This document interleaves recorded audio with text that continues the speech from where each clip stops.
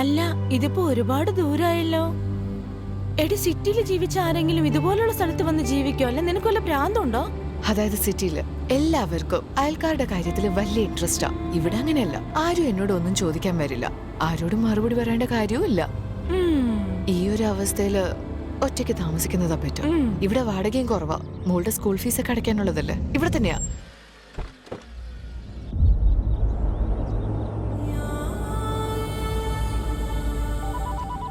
അതൊക്കെ പോട്ടെ, ആ ബ്രോക്കർ എവിടെ? ഞാൻ ഇവിടെ തന്നെ ഉണ്ടടി.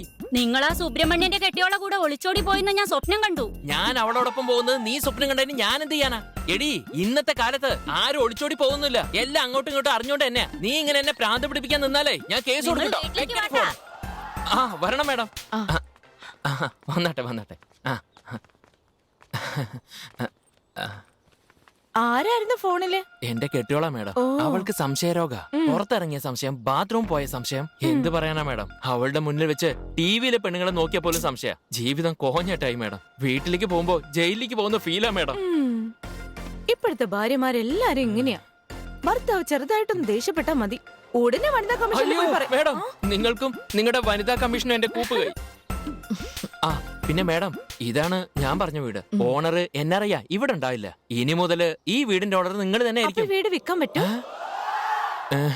സ്വന്തം വീട് പോലെ കാത്തു സൂക്ഷിക്കണമെന്ന് പറഞ്ഞതാ. ഓ, നിന്റെ ബെഡായി ഒക്കെ പിന്നെ കേക്കാം. ആദ്യം വീടൊന്ന് കാണിക്കേ. വരും മേഡം, കാണിച്ചു തരാം. മേഡം, ഇതാണ് ഹാള്. കണ്ടില്ലേ, കോട്ട മൈതാനം പോലെ ഉണ്ട്. നിങ്ങൾക്ക് പറ്റിയ വീട് തന്നെയാ. ഒന്നും മിണ്ടാതിരിക്കടി. അതാണ് ബെഡ്റൂം. ആരെ നിങ്ങൾ ബെഡ്റൂമിലേക്ക് വിളിക്കുന്നത്? പാർട്ടിയാടി. ഒന്നിങ്ങോട്ട് നീങ്ങി കിടക്കുന്നേ. അത് ശരി, അപ്പൊ നിങ്ങളുടെ അടുത്തൊരു പെണ്ണ് കിടക്കണ്ടല്ലേ? എടാ വൃത്തികെട്ടവനെ, നീ സ്വന്തം ഭാര്യയെ ചതിച്ചിട്ട് കണ്ടവളുമാരുടെ കൂടെ നടക്കണല്ലേ? നിനക്ക് ഞാൻ തരുന്നു. എന്തിനാ മേഡം ഇങ്ങനെ എരുതിയിൽ എണ്ണ ഒഴിക്കുന്നത്? എണ്ണ ഒഴിച്ചാലല്ലേ തീ ആളി കത്തുള്ളൂ. ഞങ്ങള് പെണ്ണുങ്ങള് ബ്രില്യന്റാ. ശരി, അതൊക്കെ പോട്ടെ.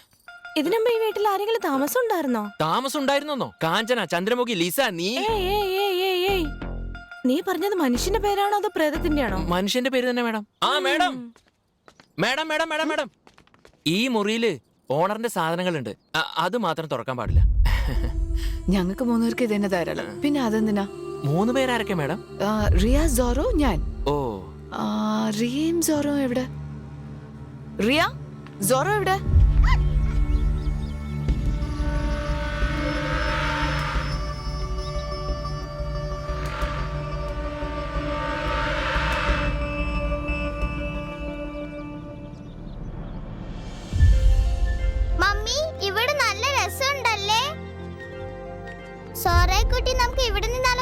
മേഡം, കുഞ്ഞിന് വീട് ശരിക്കും ഇഷ്ടപ്പെട്ടിട്ടുണ്ട്. മേഡം പറഞ്ഞ മുതലാളിയോട് സംസാരിക്കായിരുന്നു. ശരി, നിങ്ങൾ വൈകിട്ട് വന്ന് അഡ്വാൻസ് വാങ്ങിച്ചോളൂ. ആ ശരി മേഡം, ശരി. എടോ, പെണ്ണുപിള്ളേരുടെ അടുത്ത് പോകുമ്പോ സൂക്ഷിച്ചോ. അവളെക്കാളും സൂക്ഷിക്കേണ്ടത് ഇവിടെയാ.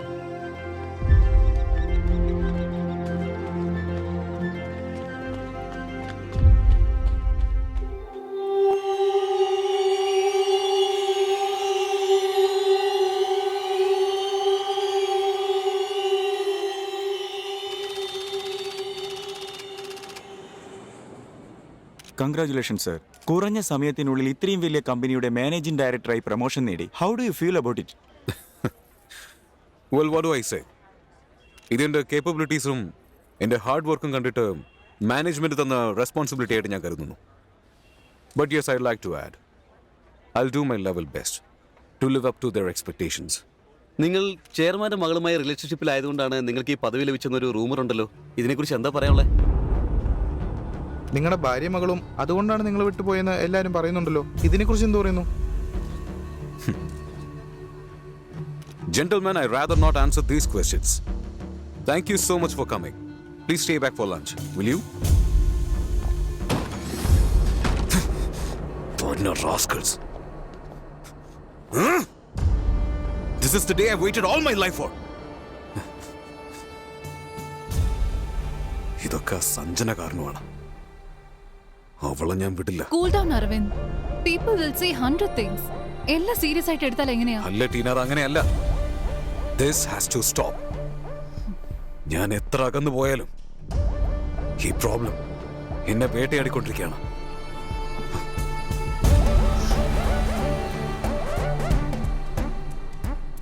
ഞാൻ ശരിയാണെന്ന് പ്രൂവ് ചെയ്യണമെങ്കിൽ അവള് ശരിയല്ലെന്ന് ഞാൻ പ്രൂവ് ചെയ്യണം. അതിന് എന്റെ കുഞ്ഞ് എന്റെ അടുത്തേക്ക് തന്നെ വരണം. And I'll make that happen. Riya നീ അങ്ങ് വലിയ കുട്ടിയായി കേട്ടോ. Riya see what I got for you. ഇപ്പൊ എന്താ പറയണ്ടേ? Oh you are welcome. Sanjana നീ ഇങ്ങോട്ട് ഷിഫ്റ്റ് ആയില്ലേ? ഇനി വേറൊരു സ്ഥലം നോക്കുന്ന എന്തിനാ? നിനക്ക് ഇവിടെ നിൽക്കാലോ. എവിടെ ആയാലും എന്താ ആന്റി? ആന്റിയെ കാണണമെന്ന് തോന്നി വന്നു, അത്രേ ഉള്ളൂ. So how's everything? And Riya ഏത് ക്ലാസ്സിലാ മോള് പഠിക്കുന്നേ? First standard. First standard. Big girl. അല്ല അരവിന്ദ് എവിടെ? അരവിന്ദ് ഞാനും ഇപ്പൊ ഒന്നിച്ചല്ല. എന്താ എന്ത് പറ്റി മോളെ? ശരി, നിനക്ക് ബുദ്ധിമുട്ടാണെങ്കിൽ നീ പറയണ്ട. ആ പക്ഷെ എനിക്ക് നിന്നോടൊരു കാര്യം പറയാനുണ്ട്. നിങ്ങൾ ഇവിടുന്ന് പോയി 2 വർഷം കഴിഞ്ഞ് ഒരാൾ നിങ്ങളെ അന്വേഷിച്ച് വന്നിരുന്നു. ഇവരറിയോ നിനക്ക്? അറിയാം, പക്ഷെ ഇവരിപ്പോ ഇവിടെ ഇല്ല. പിന്നെ ഇപ്പൊ എവിടെയുണ്ട്? അറിയില്ല. അല്ല നിങ്ങൾ എന്ത് കാര്യത്തിന് അവരെ നിന്റെ ചോദ്യങ്ങളൊന്നും ഇങ്ങോട്ട് വേണ്ട. മര്യാദക്ക് പറഞ്ഞോ, ഇല്ലെങ്കിൽ കൊന്നുകളയും നിന്നെ. അവരെ ഞാൻ എപ്പോഴെങ്കിലും ഇനി കണ്ടുമുട്ടിയാ നിങ്ങൾ ആരാണെന്ന് ഞാൻ അവരോട് പറയണ്ടേ? അവരുടെ കൂടെയുള്ളത് എന്റെ മോളാണെന്ന് പറഞ്ഞാൽ മതി.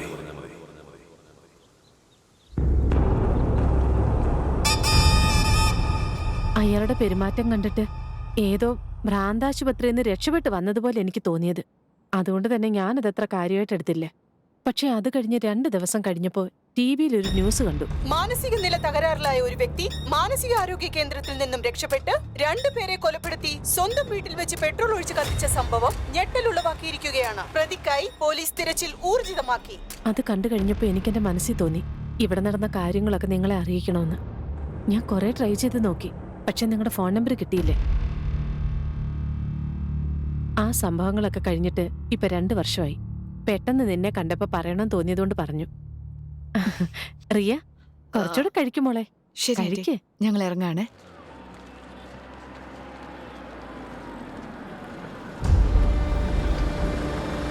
ഈ ഡോക്യുമെന്റ്സ് ഒക്കെ കറക്റ്റായിട്ട് ഫയൽ ചെയ്തായിരുന്നു. ഇത് വളരെ ഇമ്പോർട്ടന്റ് ആയ ഒരു കേസാണ്. ശരി സർ. Good morning sir. എല്ലാം നമുക്ക് അനുകൂലമാണ് സാർ. മോളെ നമുക്ക് തന്നെ വിട്ടുതരും. വേണ്ടി വന്ന ജഡ്ജിയെയും നമുക്ക് കാണാം. എത്ര ചെലവായാലും സാരമില്ല. എന്റെ കുഞ്ഞിനെ എനിക്ക് തന്നെ കിട്ടണം. Sure sir.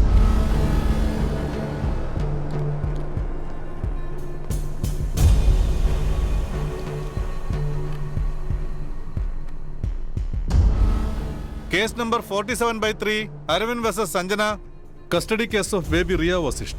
Kindly follow the proceedings.